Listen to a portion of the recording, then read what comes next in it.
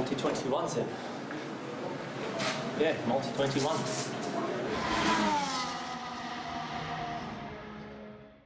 Bonjour à tous et bienvenue dans cette review du Grand Prix de Chine, le 1000e Grand Prix de l'histoire de F1. Et pour fêter cet événement, je suis en compagnie d'Aurélien Attard. Aurélien, comment vas-tu ?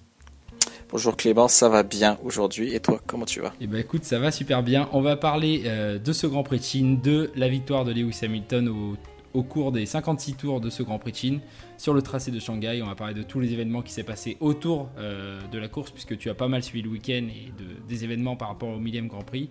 Et on va parler de, bien évidemment, ce qui s'est passé chez Ferrari, chez Red Bull, chez Renault, bref, tout ce qui nous intéresse. Mais commençons déjà par le week-end en lui-même. Qu'as-tu pensé des célébrations pour ce 1000e Grand Prix de l'histoire de la Formule 1 ? J'ai été déçu. J'ai été déçu parce que je m'attendais à bien mieux. On a eu droit à une pauvre démonstration de Damon Hill avec la Lotus de son père. Il y a eu une nouvelle séquence d'ouverture des Grands Prix qui nous montrait les images de la F1 dans le temps, tout ça. Mais bon, ça manquait un petit peu. Voilà, il y a les pilotes qui ont essayé un petit peu de donner du piment avec des casques un petit peu spéciaux, des casques rétro avec les pilotes Renault. Mais bon, c'était l'occasion par exemple de mettre les graphiques télé d'époque, les graphiques des années 2000, des années 90 pour faire un petit clin d'œil au passé. Et puis non, ils ont préféré pas le faire.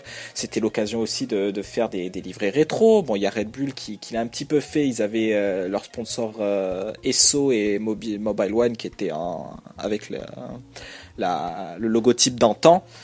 Mais bon, voilà, une occasion manquée et c'est un peu chiant qu'il va falloir attendre 1000 courses supplémentaires pour espérer voir un truc nettement meilleur. Et puis, lorsqu'on parle du choix du circuit, déjà, on a beaucoup parlé de Sakhir comme un endroit possible. Et c'est vrai que de nuit, à Bahreïn, ça aurait été magique. On avait parlé de l'Azerbaïdjan comme endroit possible. Et avec les courses qu'on a eues à Bakou, c'était quelque chose qui nous excitait. On avait parlé aussi de la Grande-Bretagne, mais ça ne s'est pas fait à cause du temps qu'il fait en Grande-Bretagne au mois d'avril. Et le choix de la Chine a paru comme le seul choix et finalement un choix par défaut. Et ça s'est vu puisque c'est un circuit sans saveur pour un week-end qui n'en avait pas vraiment au niveau des célébrations de ce 1000e Grand Prix. Oui, entièrement d'accord. Si on passe à la course, alors bien évidemment, doublé des Mercedes, on va un peu revenir dessus, mais l'événement du week-end, c'est encore produit chez Ferrari. Après les team orders d'Australie qui nous ont donné quelques moments piquants à la radio, après les team orders de Bahreïn qui n'ont pas été respectés, Ferrari nous présente les team orders de Chine. Et cette fois-ci, on a demandé à Leclerc qui était devant de laisser passer Sébastien Vettel. D'habitude, Leclerc était derrière, on lui demandait de rester derrière. Là, on lui a demandé de laisser passer. Et ça s'est vu le résultat puisque Vettel était encore moins rapide et a coûté la 4e place, voire la 3e à Charles Leclerc. Est-ce que tu penses que on est au moment où le basculement s'est fait, plus sur cette course que sur les autres, puisqu'avant Vettel était devant et on demandait à Leclerc de rester derrière. Là, on a demandé à Vettel de passer devant. La différence s'est vue. Est-ce que c'est le moment clé de la saison chez Ferrari déjà ? Oui, je suis d'accord. C'est le moment où tout va basculer, où tout a basculé, parce que voilà, on cantonne Charles Leclerc à un rôle de numéro 2, un rôle qui ne lui convient pas. Leclerc, c'est le futur de Ferrari, on ne peut pas le museler comme ça au risque de le perdre, quoi, tout simplement. Donc très mauvaise décision, très mauvaise gestion de la part de Ferrari. Comme tu l'as dit, ils avaient un 3-4 dans les mains, voire même mieux, s'il pouvait arriver une couille au Mercedes. Et puis au final, ils arrivent avec un 3-5. Leclerc qui a été complètement sacrifié, qui n'a pas pu lutter contre Verstappen, ni même contre Vettel. Et ça s'est vu d'ailleurs à la radio, il était pas d'accord avec son équipe, bien sûr, il s'est exécuté parce que c'était... peut-être qu'il aurait pu résister, il aurait pu faire comme Bahreïn et dire non, je refuse. Bon là, la guerre aurait été déclarée, on n'y est pas encore, peut-être que dans les courses suivantes, si ça reproduit, ça va se faire. Donc il s'est exécuté avec réticence. Et puis après, en sortant de la voiture à l'arrivée, encore une fois, hein, on sentait qu'il l'avait encore en travers de la gorge. Et ça commence aussi à agacer Vettel. Et c'est normal parce qu'il se rend compte qu'il est en train de vivre la même chose qu'il avait vécu chez Red Bull en 2014. Et puis là où Charles Leclerc était malin, c'est qu'en laissant passer Sébastien Vettel au lieu de résister, il a gagné sportivement au lieu de gagner à la radio. Et c'est là où ça s'est fait, c'est qu'on a vu immédiatement que Leclerc était plus rapide. Il y a autre chose par rapport à Leclerc qui s'est passé sur cette course, c'est la stratégie Ferrari concernant ses arrêts au stand.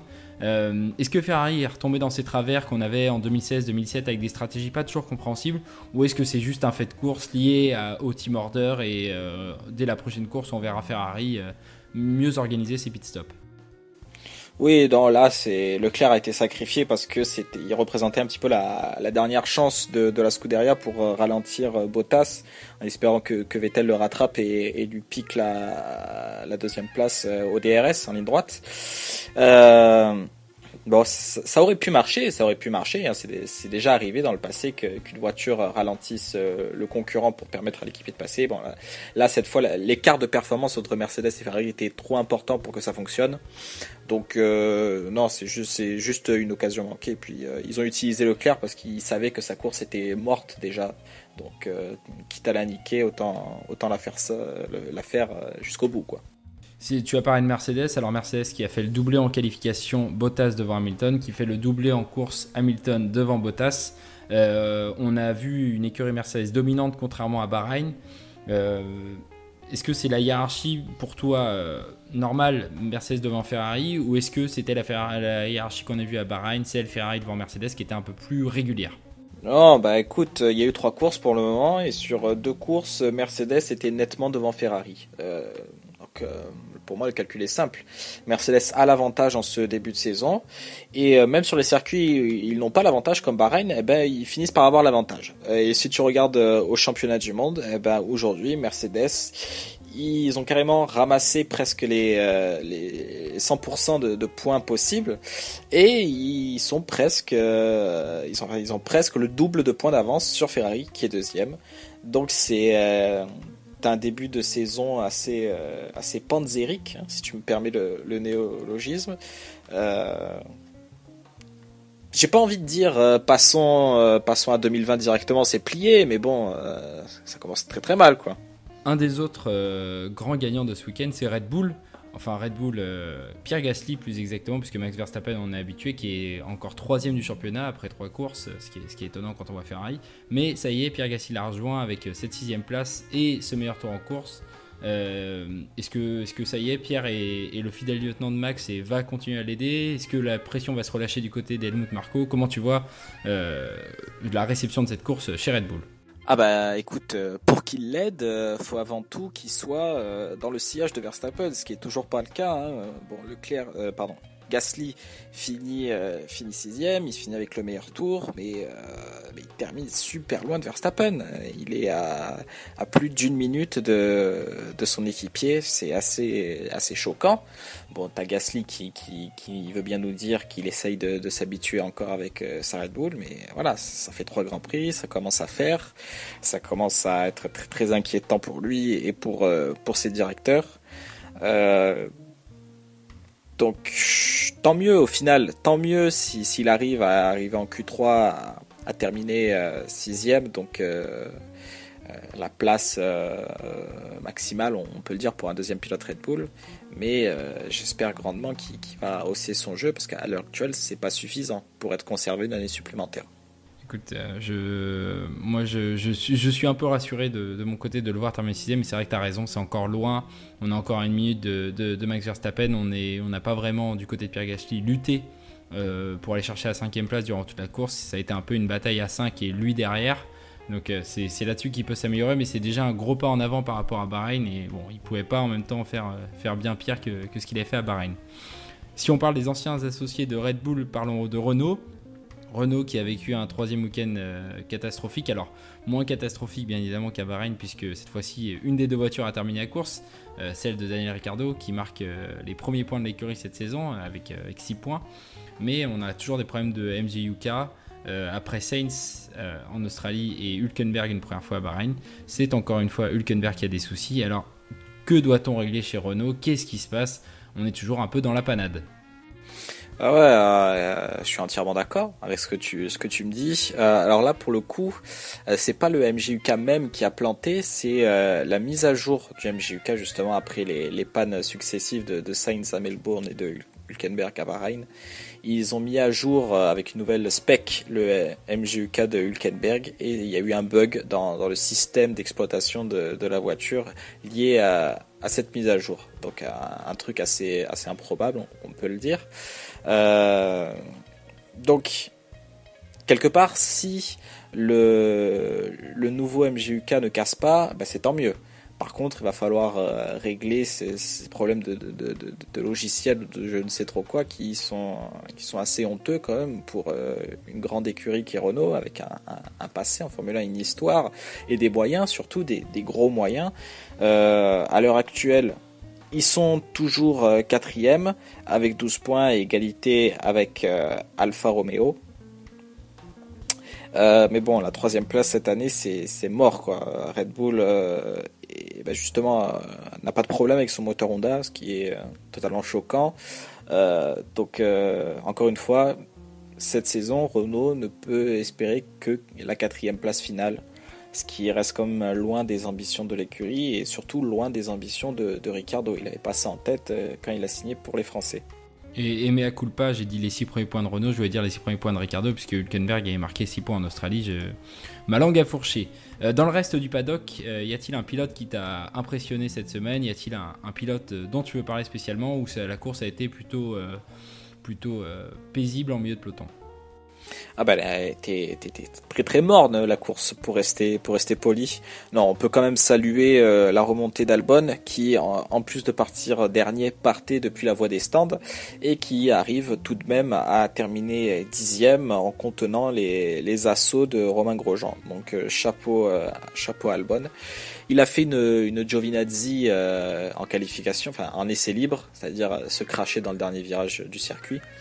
Mais malgré cette erreur, il a su assurer quand il le fallait, donc le jour de la course, parce qu'au final les Toro Rosso étaient assez performantes sur le circuit de Shanghai, et puis il n'y a que Albon qui parvient à scorer des points. Voilà, Kvyat a fait un petit peu du Kvyat, encore une fois, en sortant les deux McLaren au départ, même si ça ressemble plus à un incident de course qu'à un 100% de tort pour Kvyat. Donc chapeau à Albon. J'ai remarqué que les rookies cette année sont très bons, sont vraiment très très bons, très matures.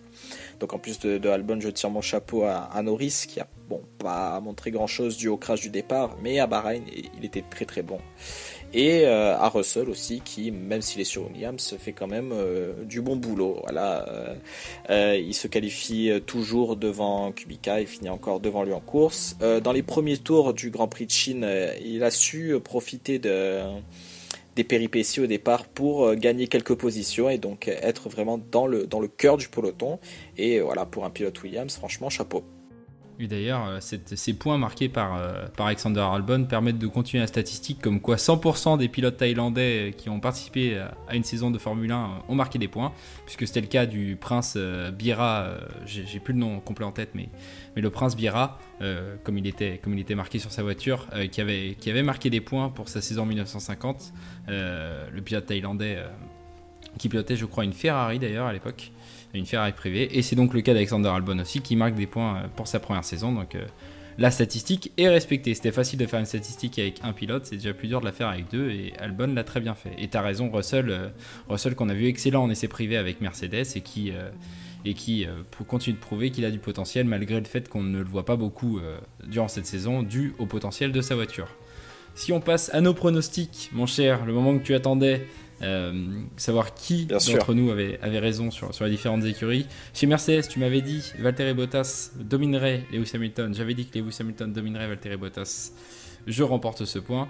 Chez Ferrari, tu avais dit que Sébastien Vettel dominerait Charles Leclerc. J'avais dit l'inverse. Tu remportes ce point, ça fait un partout. Chez Red Bull, nous avions tous les deux vu Max Verstappen, donc là-dessus, pas de souci, égalité parfaite. Chez Alfa Romeo, encore une fois, nous faisions confiance à Kimi Raikkonen et nous avons eu raison puisque le week-end de Giovinazzi a encore été une fois fantomatique. Chez McLaren, on a tous les deux fait confiance à Sainz et il a fini devant Lando Norris. Donc encore un sacré coup de flair de notre part. Chez Haas, on avait vu tous les deux Romain Grosjean. Eh bien, c'est Romain Grosjean qui a fini devant Kevin Magnussen pour la première fois de la saison. Comme quoi, on a eu raison d'avoir confiance en la fierté française. Chez Renault, on avait vu Daniel Ricciardo devant et c'est Daniel Ricciardo qui est allé devant. Chez Racing Point, tu avais vu Sergio Pérez, j'avais vu Lance Stroll. Eh bien, tu avais raison, c'était Sergio Pérez qui était devant. Chez Toro Rosso, on avait tous les deux vu Daniel Kvyat et c'est Alexander Albon qui a tiré son épingle du jeu. Donc là-dessus, on n'a pas vraiment eu la bonne réponse. Et chez Williams, on avait tous les deux vu bien évidemment George Russell qui a dominé Robert Kubica. Donc c'est pas si mal, ça fait 8 points pour toi et 7 points pour moi, je crois. Donc c'est pas si mal. Franchement, mis à part Toro Rosso, on a eu juste tous les deux sur toutes les équipes, donc ce qui est vraiment pas mal. Voilà. Si vous avez besoin d'un conseil pour un pronostic, on peut s'arranger en message privé. Exactement. Et concernant le podium du Grand Prix, tu m'avais dit Sébastien Vettel remportera la course devant Valtteri Bottas et Charles Leclerc. Eh bien, tu avais une position de bol, celle de Valtteri Bottas, et un deuxième pilote de bon sur le podium, Sébastien Vettel. Et j'avais dit que Lewis Hamilton remportera la course devant Charles Leclerc et Sébastien Vettel. Et j'ai 2 positions bonnes sur le podium. Malheureusement, je n'avais pas vu Valtteri Bottas. Tu m'avais mis Vettel en Driver of the Day. Il ne s'est pas vraiment illustré dans ce sens-là. Et j'ai mis Daniel Ricciardo. Et bon, il ne l'a pas eu, mais il a fait une course plutôt correcte. Donc voilà, dans l'ensemble, le résumé de ce Grand Prix et de nos pronostics pour ce Grand Prix de Chine, le 1000e Grand Prix de l'histoire de la F1. Eh bien écoute, je pense qu'il est déjà l'heure de rendre l'antenne. Clément, ce fut un plaisir de faire ce débrief du Grand Prix de Chine quelque peu ennuyeux avec toi. Ça a permis un petit peu de dégayer cette triste course. Et on se donne rendez-vous très très vite pour le preview du Grand Prix d'Azerbaïdjan. Exactement, on se donnera rendez-vous, enfin tu nous donneras rendez-vous puisque tu seras l'hôte avec un invité surprise de ce Grand Prix d'Azerbaïdjan. On a déjà hâte d'y être pour retrouver le spectacle qu'on a vu ces dernières années en Azerbaïdjan. Merci Aurélien pour cette émission. Et merci à toi. Salut. Salut.